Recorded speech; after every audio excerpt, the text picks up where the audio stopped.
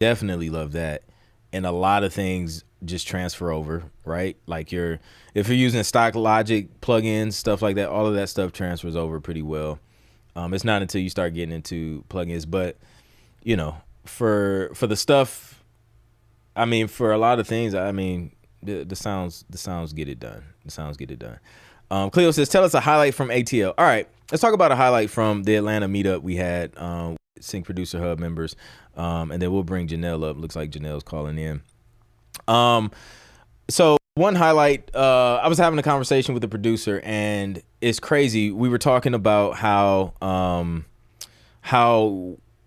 like the work you do in sync leads to more work in multiple ways, because you could go from like not having a lot of projects to work on for publishers to all of a sudden being swamped with projects and juggling a bunch.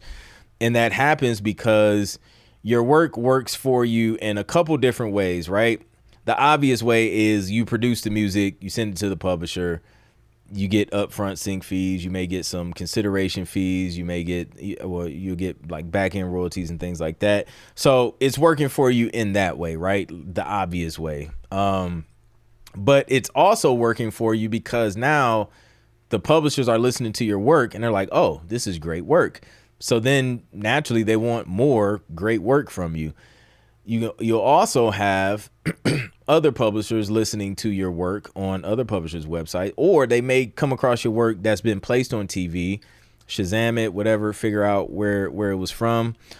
And then that starts to work for you in a way where they're like, oh, that sounds great. Let's see if he wants to do some stuff for us. They reach out, boom. Now you're working on another project. Then you also have the word of mouth thing where, you know, someone will kind of refer you like, hey, this person does great work.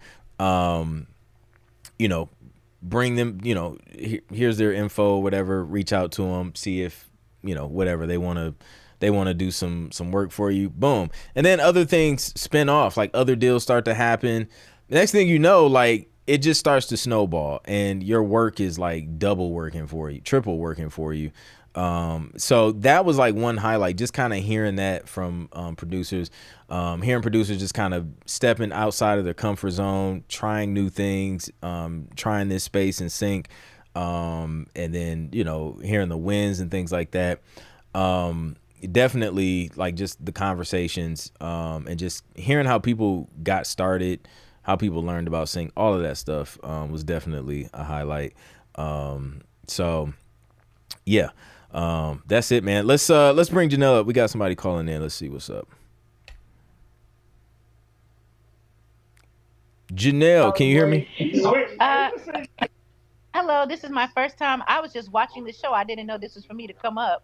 How do Oh, I just watch the show? I can just take you off and then you can just enjoy the show on the stream. Or click the YouTube link in the Okay.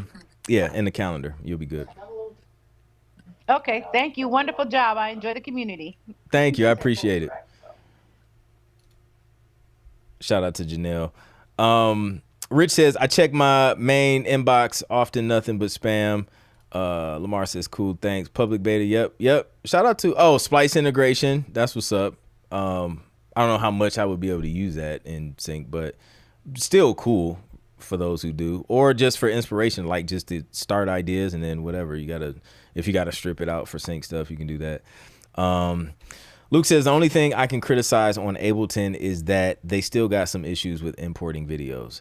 Oh yeah, I've never I don't even think I've tried to import a video in Ableton. I don't think so. Logic does that pretty smooth. Definitely another plus.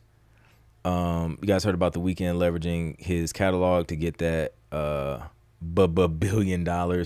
Yeah, man, leverage, bro. Yep. Leveraging that intellectual property. I thought LW was talking about everybody's skills in conversing and dealing with. No, she's roasting me, Rich. That's the dynamic of LW in this stream. She typically is the one to roast me for whatever reason, either being a Buckeye fan or, you know, all of the things that she mentioned previously. Plugins and VSTs. Oh wait, yeah, it's a great DAW, especially for digital music production when you're working with plugins. A lot of it. Oh yeah, absolutely. My thing I go by is think like a farmer, seed time, harvest, plant, and don't wash the dirt. That is a bar. That's a bar. Let's DJ horn that. Like that sums it up. That sums sync up. Because man, that's good. That's good. I'm gonna tell you why it's so good. Because sync is one of those things. There's a lot of things like this, but obviously we're all talking about sync. You do a lot of work, you do a lot of planting, right, in the beginning, and you don't see results immediately. But what a lot of people don't realize is underneath the dirt, where's the organ? I need an organ in this studio. Underneath the dirt, the plant could literally be growing and things are happening underneath the soil. But some people get so impatient, they're just like, and they just walk away. But if they just go back to planting more seeds, go back to working, eventually you'll look up. You've been so busy working, planting the other seeds that you look back and you're like, oh, snap. Like, there's a plant growing up. There's a tree. There's a whatever. And now you can start to reap the fruits of your labor. You can start to harvest the seeds that you planted a long time ago. And then it just compounds because you didn't stop and stare at the dirt, just waiting all day and night for the thing to break the surface. You were busy working on other things, working on more tracks, working on more songs that will also eventually sprout up and bear fruit. So yeah, man, I love that, LV Drizzle. Love that. Jason Dowdy says, question, I had an opportunity to pitch to a podcast creator to do their theme song. They wanted my rates, so I asked ChatGPT what I should charge. I feel you. What approach would you take? I would do exactly what you did, because like it's podcast, at least at this time, as far as what I've researched most recently, you don't get like royalties on like a podcast placement or whatever, right? Not that I know of. If I'm wrong, somebody chime in, let me know. I would love to be educated. But as far as I know, like you pretty much the bulk of your money is going to come from whatever fee you charge to produce that podcast theme song. So I would ask ChatGPT, like what's the average fee to, you know, produce and write a theme song for a podcast, and then go from there. And from there, it's like a balance of what you feel is worth your time, right? You know, whatever you feel is worth your time. And then what I would do is take that rate, have that be your rate, and then maybe include like 2 free revisions, right? Because sometimes there's going to be revisions. Include like a couple free revisions, and then after that second revision, add an additional whatever fee, $75, like whatever fee per revision. That's going to save you from those endless revision type people that exist in the world.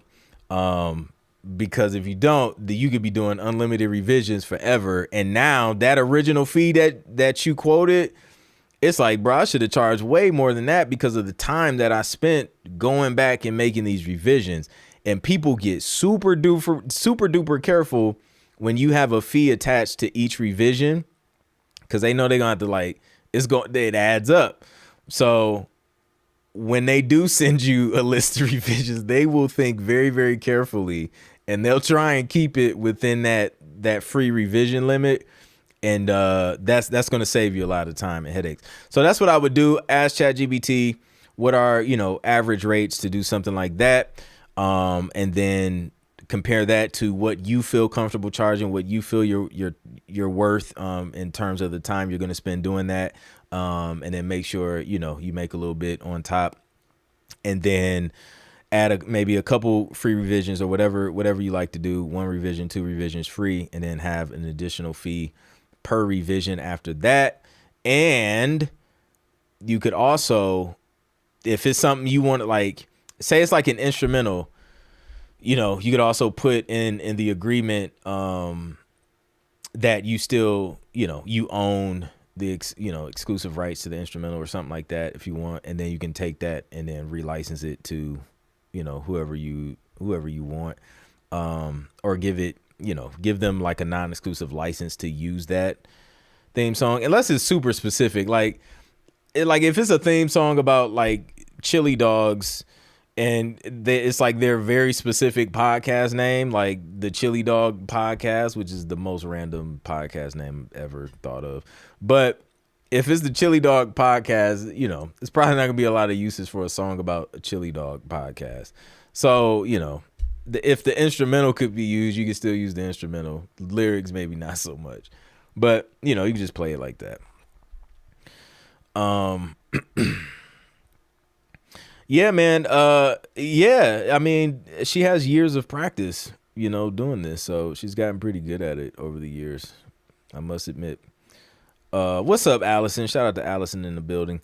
Theme songs for podcasts sound like an untapped market. Yeah, man, because, everybody's starting a podcast now. So everybody wants to kind of have their own theme song. Just like, think about it this way. You know how like radio shows, everybody who has a radio show has like a radio show theme song that comes on when it's their segment or whatever.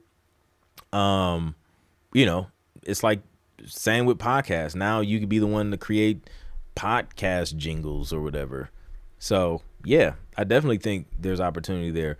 Zimzada, she produced a podcast theme song too.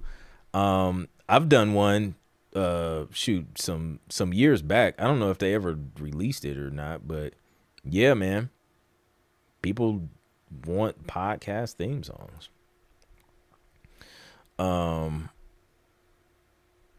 So yeah, Bamboo takes 4 years to develop a root system.